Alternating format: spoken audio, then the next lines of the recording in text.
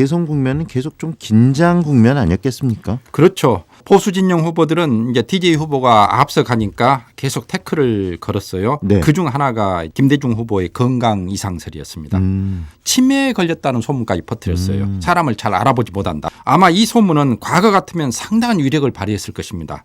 97년 선거는 다행히도 TV토론이 널리 알려졌던 것이요. 네. 그래서 TV토론에 나온 DJ 모습을 보면서 높은 식견을 가지고 있고 정확한 기억력을 가지고 있는 것이 전 국민들에게 전파로 알려지게 되잖아요. 네네. 그 TV 토론 이후에 또 선거에 영향을 준 부분이 바로 IMF가 아닌가 싶어요. 이 IMF 위기는 선거를 한 달가량 앞둔 시점에서 발생했거든요. 네. 김대중 후보는 1960년대 국회의원 시절에 재경위에 계속 소속되었거든요. 그래서 정치권에서는 경제통으로 불렸었어요. 네. 반면에 이해창 후보와 이인재 후보는 이제 법률가 출신이었죠. 네. 그래 나라를 진정으로 걱정한 사람들은 경제 위기를 극복하는 데는 그래도 경제를 잘하는 김대중 후보가 더 낫지 않겠느냐 이런 생각들을 가졌을 것이고 그래서 저는 IMF 위기는 김대중 후보에게 유리하게 작용하지 않았을까 그렇게 생각을 합니다. 네. 이런 여러 가지 호재가 있었음에도 불구하고요. 선거 결과는 39만 표 정말 아슬아슬했었죠. 그렇습니다. 정말로 아슬아슬한 승리였습니다. 득표율을 보면은 김대중 후보가 40.27%, 네. 이해창 후보가 38.74%, 이인재 후보가 19.2%였어요.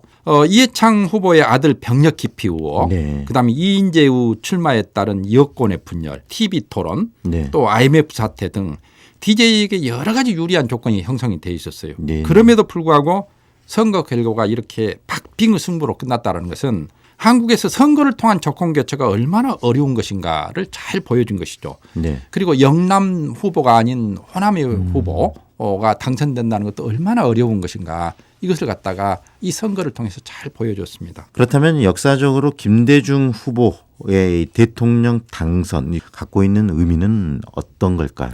우선 역사적으로 보면은 이제 우리나라 역사상 최초로 이 수평적 정권 교체가 이루어졌잖아요. 네. 그런 의미에서 DJ의 당선은 우리의 어떤 민주주의 수준이 한 단계 업그레이드 있다는 것을 객관적으로 입증한 것이고요. 네.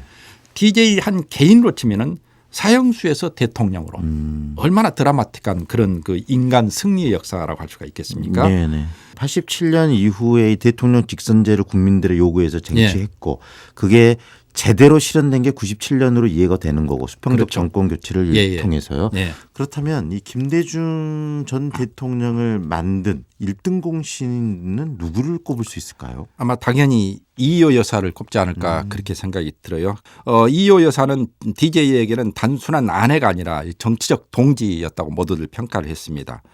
또 이제 그녀는 돈독한 신앙심과 조언을 통해 김대중 대통령이 역경 속에서 또 흔들리지 않고 지저의 정치인으로 살아가게 만들었죠.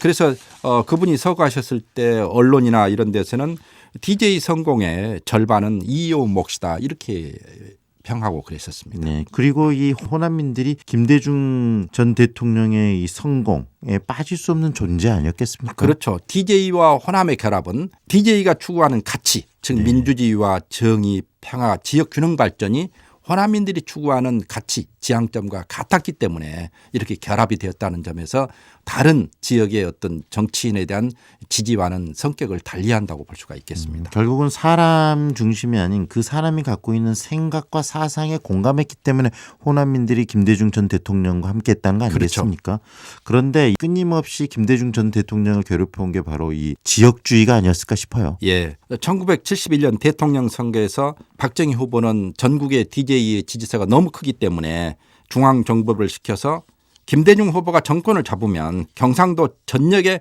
피의 보복이 있을 거다 이렇게 흑색순전을 하게 되고 그러면서 영남 지역주의를 본격적으로 이제 부추겼습니다.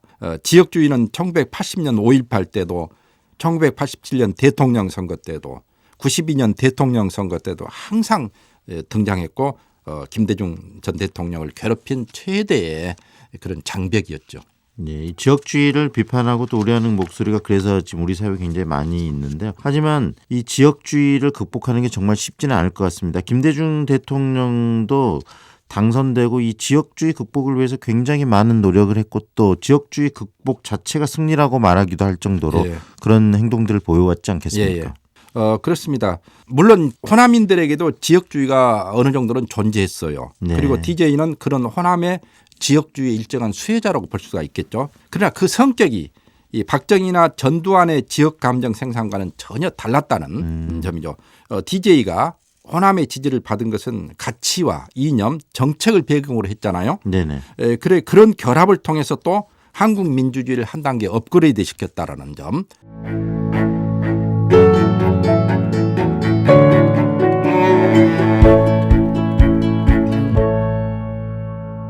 대부분의 이 대통령 당선자는 좀 임기 시작하기 전에 전국 구성을 하고 그러는데 김대중 대통령은 임기 바로 시작과 함께 굉장히 바쁘셨어요. 일반적으로 대통령 선거가 끝나면 당선자는 휴식과 함께 약 2개월 정도 인수위원회 기간을 갖게 되죠. 네네. 그런데 대통령 당선자에게는 그럴 시간적 여유가 없었습니다. 바로 IMF 국복에 대한 첫 번째 그렇죠. 활동 아니었겠습니까? 예. 당선되고 이틀 후 임창열 부총리 겸 경제기획원 장관을 갖다가 만나게 됩니다. 네네. 그래서 외환 사정을 정치하는데 나라의 근거가 완전히 이제 비어 있게 된 것이죠. DJ는 이 사실을 듣고 큰 충격을 받게 됩니다. 자기가 선거 기간에 재협상론 혹은 추가협상론을 얘기했었잖아요. 네네. 추가협상, 재협상 이걸 얘기했다가는 오히려 혼란이 오겠다 그렇죠. 그렇게 생각을 네네. 하게 됩니다. 그래서 IMF 협약을 충실히 이행하는 쪽으로 이제 선회를 하게 되죠. 대외 신뢰도를 높이는 것이 IMF를 극복하기 위한 유일한 해결책이다. 그렇게 이렇게 생각을 판단하는 하신 것이죠. 거네요. 그렇다면 미국을 비롯해서 이 IMF 관계자들은 어떤 조건 하에 한국이 그때 달러를 빌려준 거죠? 12월 22일 날 데이비드 립튼 미국 재무부 차관 일행이 한국을 찾게 됩니다. 네네. 그는 IMF와 맺은 협약 이후에 추가 요구를 내게 돼요. 정리해고제를 수용해라. 외환관리법을 전면 개정해라. 네. 적대적 인수합병을 허용을 해라. 그러네요. 특히 네네. 정리해고제 수용은 노동계의 반발을 강하게 불러일으킬 수 있는 것이었죠. 그런데 성탄절을 이틀 앞둔 12월 23일 환율이 달러당 1964원까지 폭등을 하게 됩니다. 네네. 그리고 코스피는 장이 열리자마자 400선이 붕괴되어 버려요. 그래서 결국은 DJ는 미국 그 무리한 요구를 수용을 하게 됩니다. 그래서 미국과 선진 8개국 그리고 IMF가 12월 24일 날 100억 달러를 이제 조기 자금을 지원하고 단기 외채 협상을 갖다가 연장하는 식으로 이렇게 약속을 하게 됩니다. 결국 이 IMF 위기를 극복한 데는 김대중 대통령의 또 결단, 그다음에 정치적인 어떤 고민들도 있었겠지만 국민들이 함께 금모으기에 동참해 준 이 부분도 굉장히 중요한 역할을 한 거 아니겠습니까? 예, DJ는 자서전에서 금모으기를 가리켜 기적 같은 일이었다고 그렇게 네. 표현을 하고 있습니다. 전국에서 무려 350만 명이 참여를 해요. 네. 226톤을 금을 모이게 되는데 이것을 이제 당시 시세로 하면은 21억 5천만 달러였다고 그럽니다. 무엇보다도 금모기 운동은 기업과 노동계 그리고 정치권 국민들 각계각층의 이해관계자가 금모기를 통해서 극난 극복에 네. 대한 어떤 그 공감대를 형성을 하고 단결력을 과시하게 되는 것이죠. 그 IMF를 극복하는데 가장 중요한 부분 중에 하나가 바로 이 노동계의 적극적인 협조였을 것 같아요. DJ는 야당 시절에 친노동자적 입장을 취했었잖아요. 네. 그런데 이제 미국은 정리해고제를 요구한다 이겁니다. 정리해고 그렇죠. 선택의 폭이 없었기 때문에 DJ는 어떻게 이제 스스로를 위로하냐면은 노동자를 해고함으로써 기업을 살리고 이 기업이 살아나서 다시 노동자들을 받아들인다면은 되지 않겠느냐. 예, 그러면서 DJ는 이제 노사정위원회 설치를 추진하게 되어요. 그럼 무조건 이 참여하라고 해가지고 되겠습니까? 그렇죠. 쉽지 않은 일이죠. 그래서 예. 이제 노동부에 큰 선물을 내놓게 됩니다. 어떤 거죠? 그게 뭐냐면 노조의 정치 활동을 허용한 것. 둘째 교원 노조를 합법화시키는 것. 셋째는 노동기본권의 대폭 확대죠. 또 공무원 직장협의회 설치도 약속을 하게 됩니다. 그리고 실업대책 재원도 크게 증액을 하고요. 이제 노동계를 드디어 움직이게 됩니다. 어떻게 보면 이 IMF를 극복하는데 또 하나 중요한 요인이 김대중 대통령의 어떤 국제적인 인지도. 그렇죠. 당연히 외연 위기 극복에는 DJ가 해외에 구축한 광범위한 그 인적 네트워크 네네. 그리고 인권운동가로서의 명성 이게 큰 몫을 차지하게 됩니다. 당시 국제금융 투자자로 유명한 사람이 조지 소로스였잖아요. 네네. 소로스는 평소에 DJ 인권과 민주화 투쟁을 높이 평가했던 사람이에요. 이런 민주적 지도자가 있는 나라는 국제사회가 지원을 해야 한다. 그러면서 스스로 한국에 투자하겠다고 약속을 하죠. 그래서 소로스 같은 세계적인 투자자가 한국을 돕겠다고 하니까 다른 이제 투자자들도 함께 할 수 있었던 것이고 여러 투자자들도 하게 되는 움직이는 것이죠. 그래서 DJ는 당선자 신분으로 이미 IMF 위기 극복을 위한 큰 틀의 설계도를 완성을 하게 되어요.